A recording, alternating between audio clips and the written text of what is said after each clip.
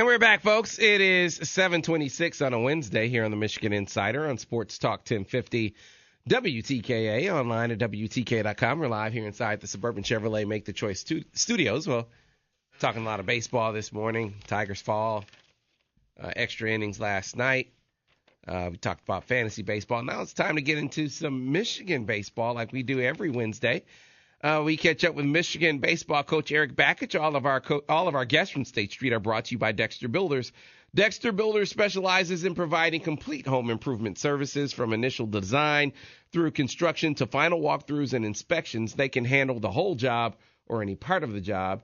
They are Dexter Builders. We're joining us now, Michigan baseball coach Eric Bakich. Coach Bakich, good morning. Good morning, Sam. Hey, Ira. How are you guys? We are doing great, Coach. So want to recap, reflect upon last week, look ahead to the week to come. And when we talked to you last Wednesday, you guys were preparing to take on Central Michigan, try to keep the win streak going, and you did that. Your third consecutive victory. You knocked off the Chippewa 6-3 before you went on to take on Minnesota. So before we talk about Minnesota, though, to kind of take us back to that non-conference matchup with the Chips. Yeah, well, they obviously very competitive. They just beat Michigan State last night like 10-1, and so they're a very good team. And so we knew that coming in. They were undefeated in conference play in the MAC heading in, so we knew that they were going to give us everything they had, and we were going to have to play our A game and really just be ready to play. And so we had Logan McAnallen on the mound for a couple innings, really used quite a few different pitchers. But that was a battle. It was a close game. We ended up pulling away at the end, but it was a good game. All right, so, Coach, then we get into conference action.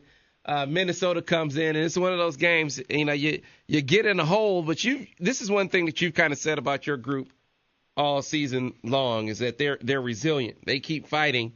And so you fall into a 5-0 hole in that opening game of the set and battle all the way back. Now, you wind up losing in extra innings, but at the same time, it gets back to that theme that you talked about with this team. You want to win these games, but it says something about your team that they keep battling regardless of what the score might look like. Yeah, there's some toughness to us, and we've got that resiliency factor for sure. We got to be able to not wait for the other team to, get up 5-0 before we get that sense of urgency. That's kind of the challenge as the coach, So, but we did. We gifted them a couple of runs. We a couple of errors that led to, I think, about 3 runs, and so that was unfortunate. But you're right. We got down 5-0. It would have been real easy to feel sorry for ourselves and hang our heads, but we didn't. Our guys battled. They came back. They mounted a heck of a comeback, and we were in position to win the game. Erased the 5-run deficit, and we didn't get a squeeze bunt down in the bottom of the 8th, which, was no problem. In the bottom of the 9th, we loaded the bases with 1 out and, just didn't get the execution we needed, but we were in position. I don't think there was anyone in our dugout who wasn't visualizing a walk-off win right there, and it just didn't happen. And, sometimes that's just baseball, and sometimes, we've just got to be better at executing. But, yeah, you're right. We let that one slip away, but there were some positives in there, like coming back and showing some toughness. Right, and not letting the disappointment linger, because you come back the next day and you get a fantastic effort from Evan Hill, and then you also got that production at the plate, 8-1. You beat Minnesota in game 2, and Evan struck out 4 Golden Gophers, allowed just 5 hits in the victory. Yeah, Evan. Actually, he didn't even have his A game. He competed, and when he's out there, we feel pretty good with him on the mound, as we do with all of our pitchers. But he was, that's where he's really progressed. Where he may not have his best stuff or his best command, but he still competes. He still puts zeros up. And he gave us a chance to separate the game a little bit. We had some, played the game with some sac flies, had some stolen bases. Jackson Lamb had a big 2-run home run. We had some good quality at bats really all weekend, but especially in that game where we we're kind of clicking on all cylinders. Played very good defense. It's just a good, well played game. All right, and then the last one, Coach. Low scoring affair in the finale, but the Gophers win 3-1. Let's kind of close things out about last week, talking about that one. Yeah, it was one of those games where everything you hit, they seemed to make a great play on. Their right fielder made two good plays.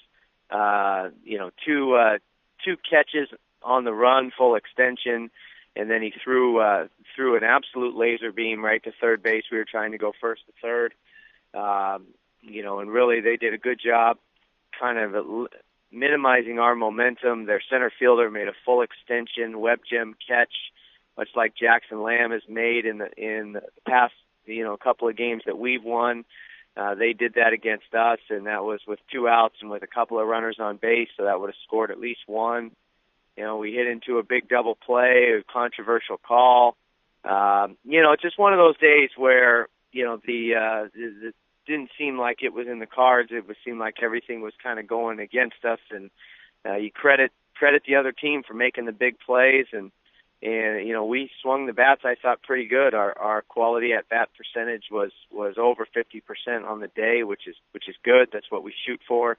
We just hit a lot of balls right at people, and some of the balls that weren't right at them, they made great catches. So, we're just going to have to put that one behind us and move on. All right. Well, Coach, certainly the competition this week, you got Notre Dame, you got Illinois. We're talking to Michigan baseball coach Eric Bakich here on the Michigan Insider on Sports Talk 1050 WTKA, online at WTK.com. Obviously, there's, got to move on, got to put it behind you. First, tell us about Notre Dame, and then Illinois. I was looking at the standings this morning. Illinois second in the Big Ten right now with one loss in conference. Kind of take us through and tell us about those two teams. Sure. Well, we've already played Notre Dame. We played them at the Irish Classic down in North Carolina. We beat them in extra innings, but it was just kind of a battle back and forth. I believe Ben Ballantyne pitched against Notre Dame out in Cary. We've actually got Ben Ballantyne on the mound tonight. He threw well against them last time. He's going to throw well again tonight. And we had some, that was, I think, Jacob Cronenworth's first game back, the third week of the season there. And he did a good job, closing that game out, earning the win, hitting a big sac fly. Jackson Glines hit a big triple in that game. So, Notre Dame has since gone into the ACC, and they've scuffled, but they've also been playing, some of the top competition in the country. They just got swept at Florida State this past weekend, and took one of the games into extra innings, and Florida State's number 1 right now. So, I think from their perspective, they're not where they want to be from a conference standpoint, but they're certainly going to be battle tested, and it's going to be a good challenge for us tonight, and we're going to have to compete and get after it, which we will. Right, and then Illinois, Coach, 5-1 in conference, 17-11 overall. The Illini playing some good baseball right now. Yeah, they are. They pitch it. They pitch and play defense pretty well. Their 3 starters are 3 right-handers right now, and one of the kids hasn't walked a single batter all season, and the other 2 guys have single-digit walks. And a lot of times you don't have to have plus premier stuff if you can just pound the strike zone. And so they're going to do a good job of that. They're well coached. They're going to pound the strike zone. Offensively, they're going to be scrappy, but they're not going to beat themselves. And so we're going to have to go down there and play well, and pound the strike zone ourselves. Get a lot of quality at bats. Get some clutch hits. Get some 2-out RBIs. They play on turf, as do we. So I think it'll be a well defended bunch of games.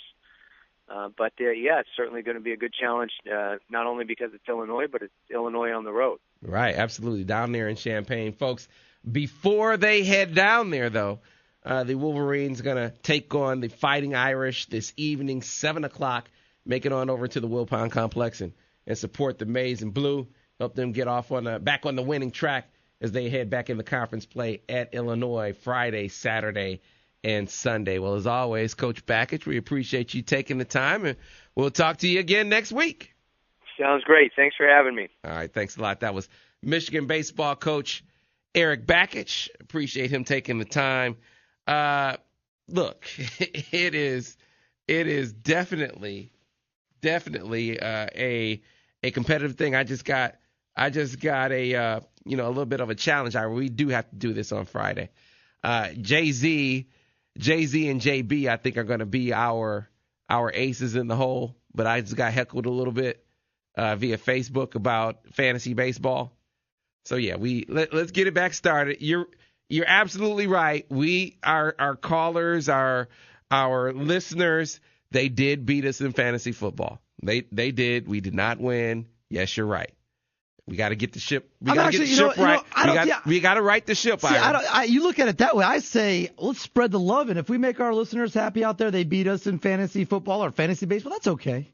Yeah. That's okay. We make our listeners happy. Nothing wrong with making the listeners happy. You're absolutely right, man. Well, but at the same time, should we give the secret that we let them win? It won't be that way this time because I will go to the ringer.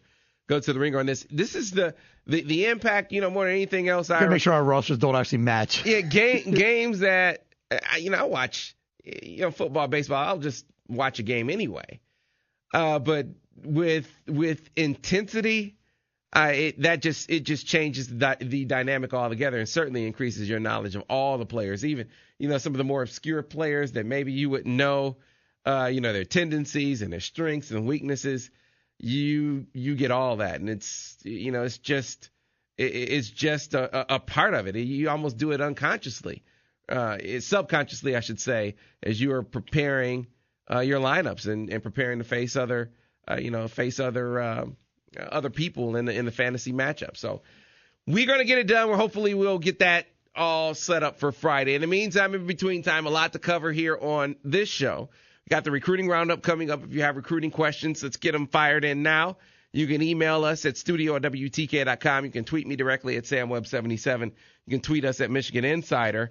And don't forget, it is a jam-packed 8 o'clock hour. Today we got Marcus Ray coming on. Marcus couldn't wait to talk about spring football. He actually called in on Monday and gave a brief take on Saturday's showing by the Maize and Blue. We'll go more in depth today.